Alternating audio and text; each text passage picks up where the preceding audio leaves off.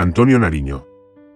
Afamado prócer de la independencia, y divinizado hasta la saciedad como precursor de la libertad de Colombia.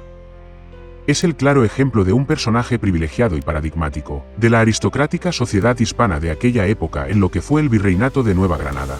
Es tergiversadamente encumbrado como una especie de héroe nacional, y victimizado ante la opinión pública al supuestamente haber sido encarcelado por los malvados españoles, por el irrelevante delito de traducir y publicar la Declaración de los Derechos del Hombre y del Ciudadano de 1789. Es así como lo exhibe la narrativa oficial de la República Colombiana. No es que no sea parcialmente verdad, lo que pasa es que no es toda la verdad.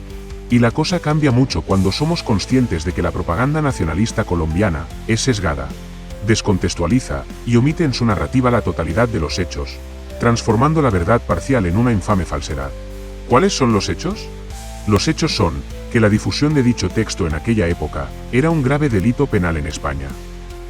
Sobre la base de sus principios revolucionarios, se había ensangrentado a toda Francia con el terror del psicópata Robespierre, e inaugurado la era de los genocidios de la historia moderna, con la carnicería de la región de la Vendée contra la población civil de aquella región francesa, a causa de su fidelidad a la religión católica. Las víctimas se cuentan entre 170 y 200.000. No se respetaron ni a mujeres, ni a niños, ni ancianos. Es más que obvio que Antonio Nariño promovía la violencia, estaba jugando con fuego, y se quemó.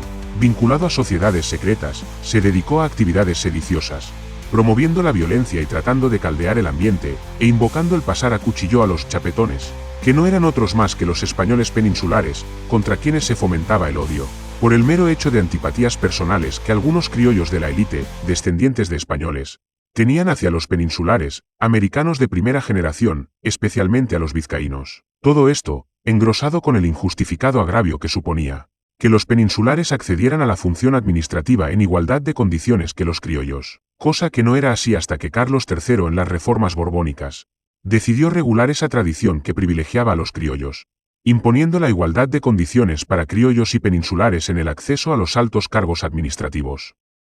¿Por qué forajido? Da la casualidad de que la justicia española de aquella época respetaba el principio de presunción de inocencia, cosa que en el siglo XXI no es tanto. La insuficiencia de pruebas, y tras confesar el haber impreso 200 ejemplares y haberlos quemado todos salvo 2, Nariño fue absuelto de los cargos que se le imputaban. Dato que la propaganda nacionalista omite para victimizarlo en pro de enaltecerlo como sufrido luchador por la libertad de la patria colombiana, siendo este dato la falsedad con la que le convierten en un heroico ser legendario y bla bla bla. La realidad por la que se convirtió en un fuera de la ley, y que no se cuenta para evitar que el mito nacional se derrumbe como castillo de naipes. Es que no pasó más de un año y fue nuevamente procesado por la causa que realmente se le intuía con antelación, ya que el alarde de un desmesurado nivel de vida y múltiples inversiones en diversos negocios ya era motivo de fundada sospecha, debido a su cargo como tesorero de diezmos de la Iglesia Católica en Santa Fe de Bogotá. Se le encontró culpable de un inmenso desfalco de dinero, que se dedicaba a malversar autoconcediéndose préstamos de fondos que no eran suyos. Lo que le supuso el destierro de por vida y 10 años en una cárcel en África. Esa es la realidad y su verdadera motivación para destruir el régimen, que lo había entronado en las altas esferas de su sociedad, y hundido en la miseria por sus actos delictivos.